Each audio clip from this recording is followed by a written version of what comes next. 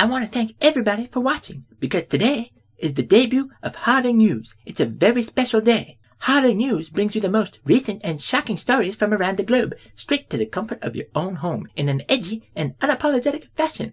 People will be offended, however, because actually our goal is to offend as many people as we possibly can. Because if we offend everybody, nobody is being left out, and that means that we are not racist. That's right, you heard it here first. And remember, if you didn't hear it here first, it's a lie. So, without any further ado, let's get right into it, because we have many topics to cover today.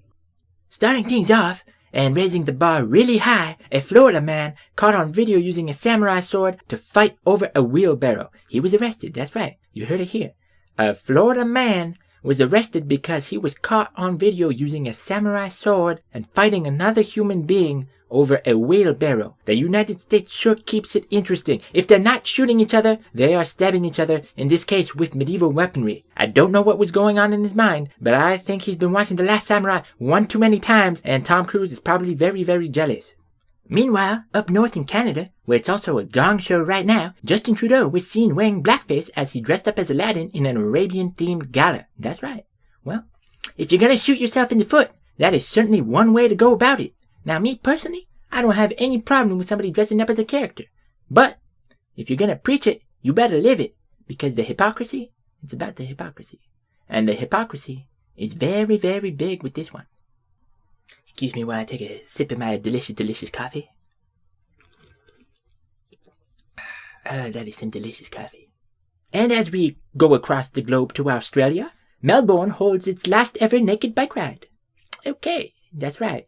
Annually, they have bike rides, and you go naked on your bike, and you ride around the city. It's like 15 kilometers, and this is the last one ever. And the people have slogans, shaved or tattooed or engraved on their backs with crayons and markers, saying like, one less car on the road and things like that. And these are the kinds of people that are, fighting climate change. They're heroes and everything. Yeah. So, thank God that this is the last one there. Excuse me, suddenly my coffee doesn't taste so good anymore. Oh, Jesus. But let's take another delicious sip. Oh God, yeah, it is good, They can't ruin it for me. I also want to tell everybody watching today that, if you find a particular piece very appealing to you and you find something very, very exciting and, you're laughing or you're crying or, you're having genuine emotions about it, let us know in the comments down below. And, we'll emphasize stories like that because we want to keep you intrigued and engaged. That's what this is all about. So yeah. Thank you very much. Going back to Canada, in Nova Scotia, a man is accused of shooting his coworker in the back with a nail gun. That's interesting. You see, in the United States, they can shoot each other with guns, like civilized people. But in Canada, they have to resort to shooting each other like barbarians, using nail guns and things of such. This is crazy. Honestly, I think that everybody should just be outfitted with bazookas. That's right. You open a bank account, you get a bazooka. That way, everybody has the same kind of level playing field. Everything's fair, You don't want to be OP, because, it's just not fair. You want a fair fight, like that poor man using a samurai sword to fight for a wheelbarrow. And then in the States you have shootings, and then in Canada you have nail gun shootings. It's all over the place. You have to equalize it, so everybody should get a bazooka. That way they can settle their differences equally. There's no discrimination. It doesn't matter what race, color, sexual orientation, one of the 51 imaginary genders you are. You get a bazooka, and that way it's free. It's fair. It should be like that. I'm so full of these great ideas. Maybe I should run for president or something like that. I don't think people would try to impeach me all the time, like what's happening in the States there. Yeah, I'd make a great president, With the impeachment, it's funny. It reminds me of when Dwight kept trying to get Jim fired in the office. That was crazy. That was crazy. But enough about me and my super logical and awesome ideas. Let's trot the globe for some more crazy stories. Next on the news is the great hoax that is climate change. The real news about climate change.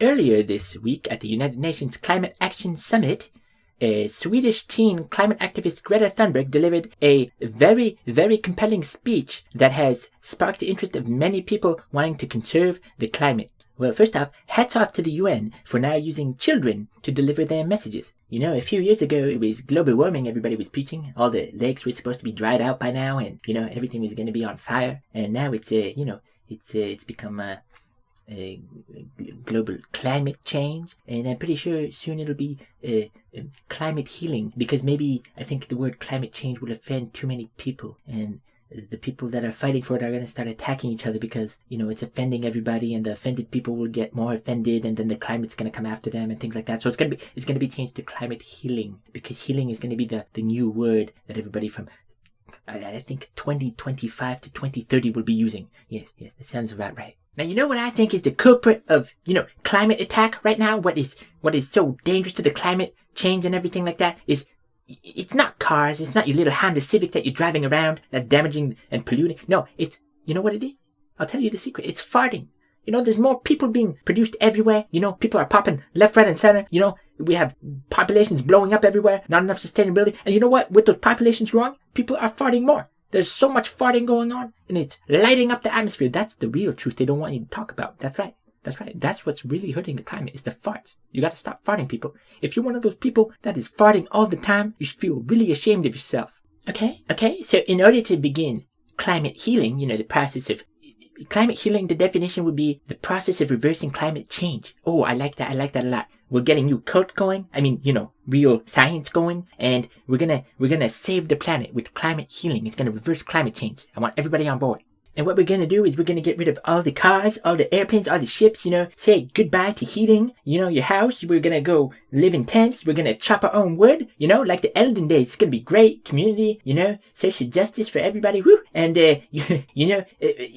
for those Melbourne people that can't ride naked anymore, it's okay. We'll strip you of your clothing. We'll put you on a little bicycle and you can power it all day. You're going to power our little tents, you know, natural energy. It's beautiful. It's perfect for everybody.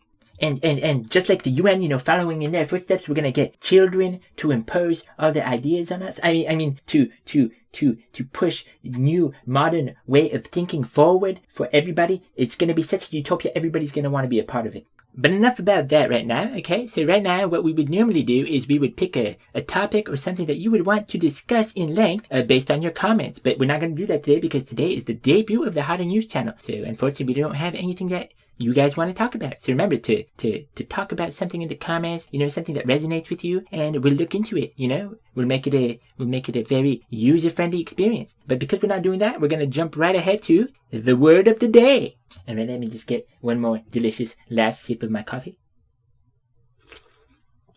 Oh, good, that hits the spot. All right. The word of the day. The word of the day is sword, because of our great last samurai, as we've seen in Florida. So, first, what we do with the word of the day is we define the word. So, sword, a weapon such as a cutlass or a rapier with a long blade for cutting or thrusting that is often used as a symbol of honor or authority. Okay, so in the case of the Florida man wielding his samurai sword, okay, that is typically called a katana, which is a Japanese sword characterized by a curved and single-edged blade with a circular or squared guard and a long grip to accommodate two hands, okay? It was used in the ancient and feudal Japan by the samurai, okay? Excellent. And that pretty much wraps things up, okay? So that is the debut of the Harter News shows. Thank you so much for watching, guys, okay? It means so much to me, okay? So make sure you leave a like and you subscribe. And remember, if you didn't hear it here first, it's a lie.